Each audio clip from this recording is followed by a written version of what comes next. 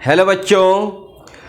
तो आज हम लोग क्लास 12 के चैप्टर 1 पढ़ेंगे, यानी फर्स्ट चैप्टर। क्लास 12 का चैप्टर फर्स्ट हम लोग पढ़ेंगे, ठीक है। तो क्लास 12 का जो चैप्टर फर्स्ट है वह है विद्युत आवेश तथा क्षेत्र, ठीक है, यानी इलेक्ट्रिक चार्ज एंड फील्ड। तो ये जो है इलेक्ट्रिक चार्ज एंड फील्ड, तो इसका हम लोग विद्युत आवेश यानी इलेक्ट्रिक चार्ज, विद्युत आवेश का हम लोग परिभाषा किस प्रकार देंगे।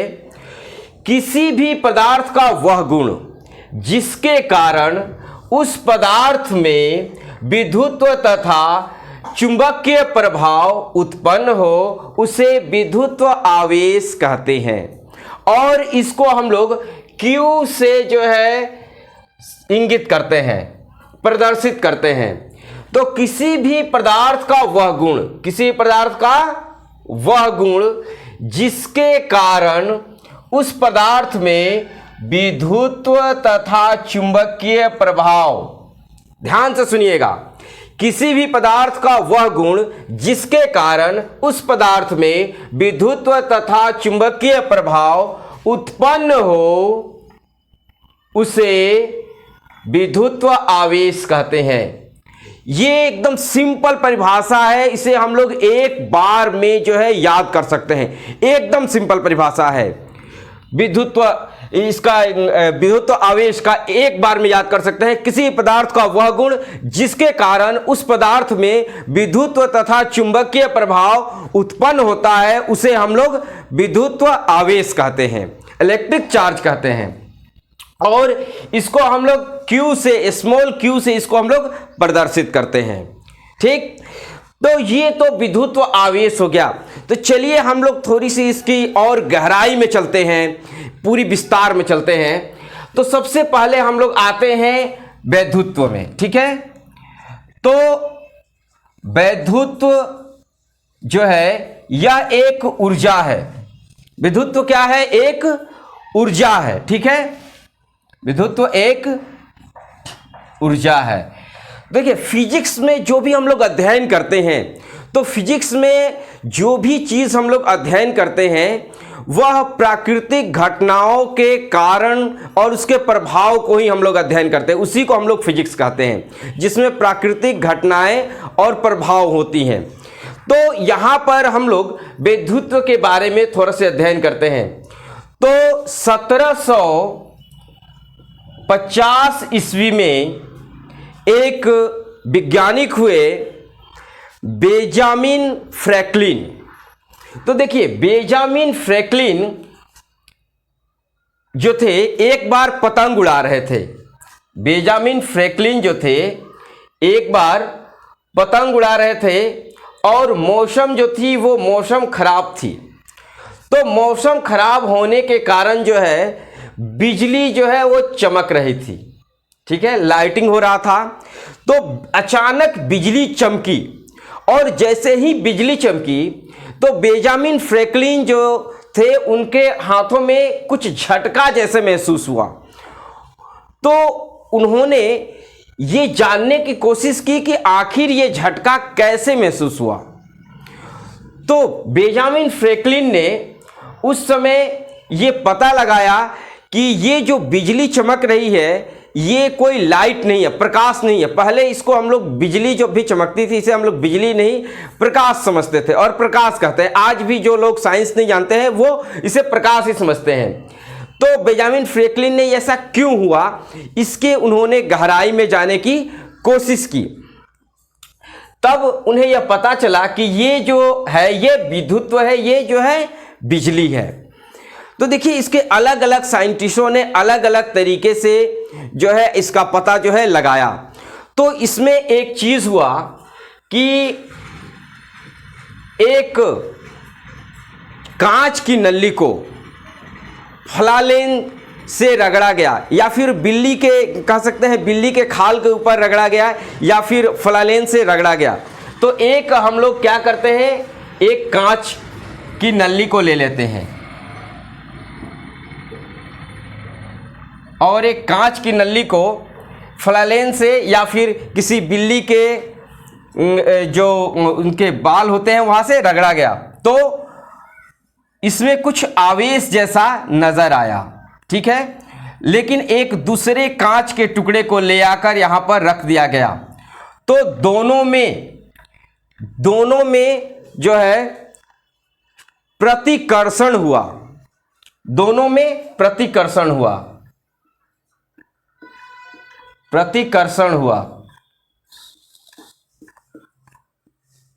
दोनों में प्रतिकर्षण हुआ। तो ये जो दोनों में जो प्रतिकर्षण हुआ, ये क्यों हुआ? यानी बिल्ली के बाल पर जब रगड़ा गया तो दोनों तो कांच की नलियां थी, तो दोनों में धनावेश उत्पन्न हो गया, और जब दोनों में धनावेश जब उत्पन्न हो गया तो ये जो दोनों थे ये इनमें प्रतिकर्षण हुआ, यानी एक दूसरे को वो लोग धक्का देने लगे और दोनों क्या हो गए, अलग अलग होने की कोशिश करने लगे, दोनों अलग अलग होने की कोशिश करने लगे, इनमें प्रतिकर्षण होने लगा। अब इसी चीज को बदल दिया गया, तो बेंजामिन फ्रैंकलिन ने क्या किया, इस चीज को बदल दिया और यहां पर उन्होंने एक कांच की नली को रख लिया, ठीक है, एक कांच की नली को उन्होंने रख लिया, और दूसरी तरफ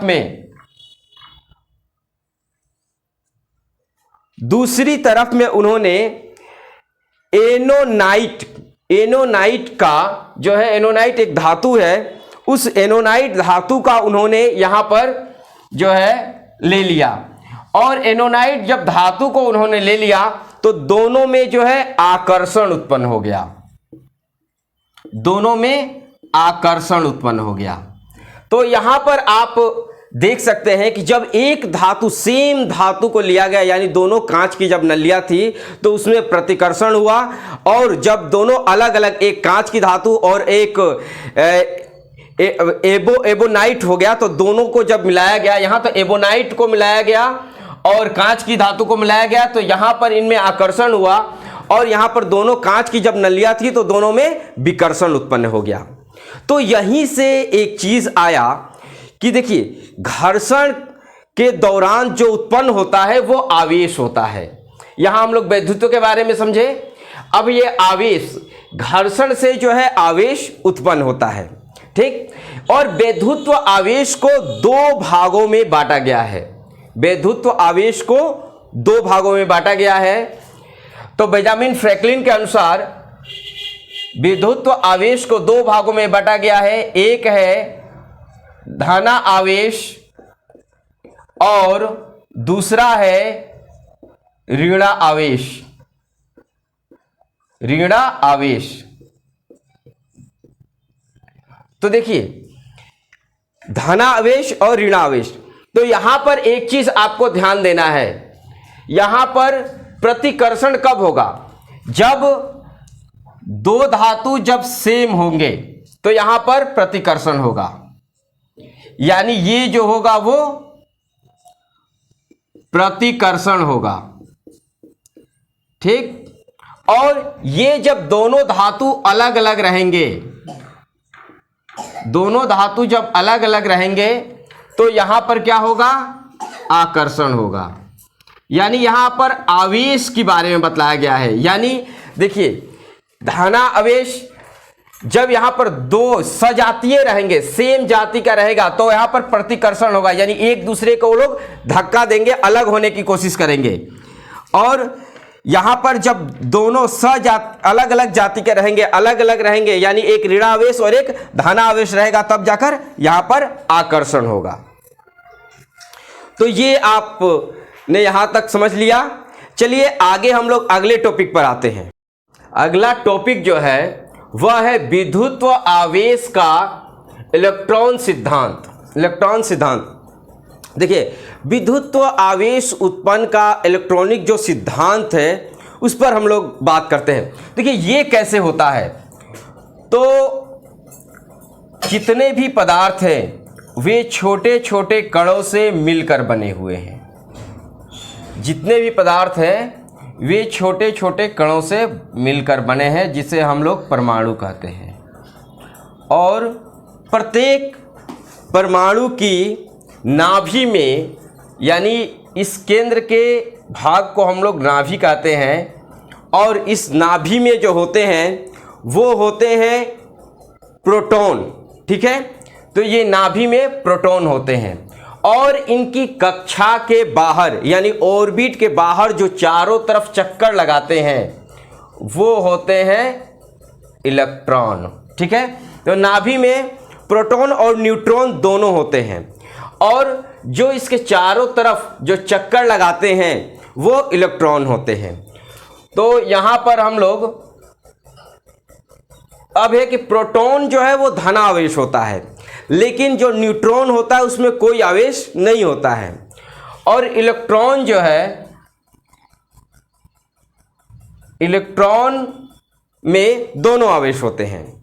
तो देखिए, जब दो पदार्थों के बीच घर्षण कराया जाता है, जब ये दोनों पदार्थ आपस में जब इनका घर्षण होगा, तो जब घर्षण होगा तो जिस पदार्थ का अंतिम कक्षा का, ठीक है, इलेक्ट्रॉन ऊर्जा जो प्राप्त होगी वो एक, जब इन दोनों में घर्षण होगा तो घर्षण होने के बाद जो अंतिम कक्षा का ऑर्बिट में जो यहाँ इलेक्ट्रॉन जो घूम रहा है, यह इलेक्ट्रॉन जो है यह त्याग देगा और यह इलेक्ट्रॉन जो है यहां पर से इसमें चला जाएगा। ठीक है, तो यहां पर ध्यान देने वाली बात है, जो इलेक्ट्रॉन को त्यागेगा, ठीक है, वो धनावेश होगा।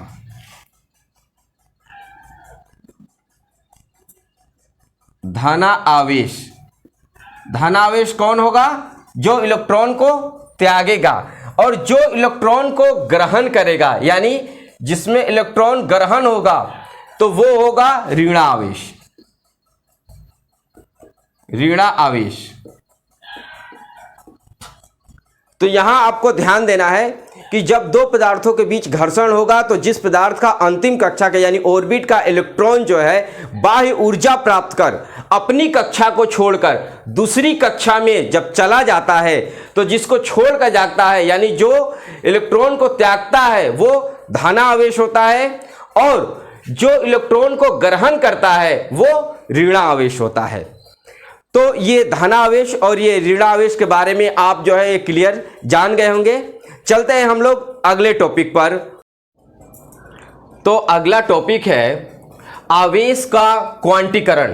देखिए, जब हम लोग आवेश के क्वांटीकरण पर आते हैं तो यहाँ पर हम लोगों का विद्युत आवेश का जो, जिससे हम लोग सूचक करते हैं, जैसे स्मॉल जो q है, तो स्मॉल q ये इसको, इससे हम लोग इसको सूचित करते हैं। तो स्मॉल q बराबर यहाँ पर n इंटू ई। तो ये इसका जो है ये फॉर्मूला है। तो इसके आधार पर यहाँ पर जो Q है, Q यहाँ पर कुल आवेश को बतलाता है। इसके साथ यहाँ पर जो N है यह पूर्णांक को बतलाता है। यह पूर्णांक जो है यह plus minus 1 plus minus 2 plus minus 3 में होता है। और यहाँ पर जो E है, जो इलेक्ट्रॉन है, वो इसमें बतलाता है कि एक इलेक्ट्रॉन पर आवेश का मान जो है वो होता है 1.6 इंटू 10⁻⁻19 कूलम। ये जो है आपका एक इलेक्ट्रॉन का मान होता है। तो इस पर आधारित हम लोग जो इसका परिभाषा इस तरीके से हम लोग इसको कर सकते हैं, परिभाषा इस तरीके से कर सकते हैं कि किसी पदार्थ पर आवेश की कुल मात्रा उस पदार्थ पर अवस्थित एक इलेक्ट्रॉन का पूर्ण गुणज होता है। यानी किसी पदार्थ पर आवेश की कुल मात्रा, ठीक है, तो यहां पर देखिए कुल आवेश की मात्रा क्या हो गई, यहां पर Q, कुल आवेश की मात्रा Q हो गई और यहां पर पूर्णांक जो है N है। तो वही चीज बतलाता है कि एक इलेक्ट्रॉन का पूर्ण गुणज होता है। तो ये जो एक इलेक्ट्रॉन है इसका पूर्ण या गुणज होता है। तो इसको हम लोग शॉर्ट में इस तरीके से कह सकते हैं कि किसी पदार्थ पर आवेश की कुल मात्रा इलेक्ट्रॉन का पूर्ण गुणज होता है। यानी ये जो इलेक्ट्रॉन जो इसमें होगा ये हमेशा पूर्णांक में होगा।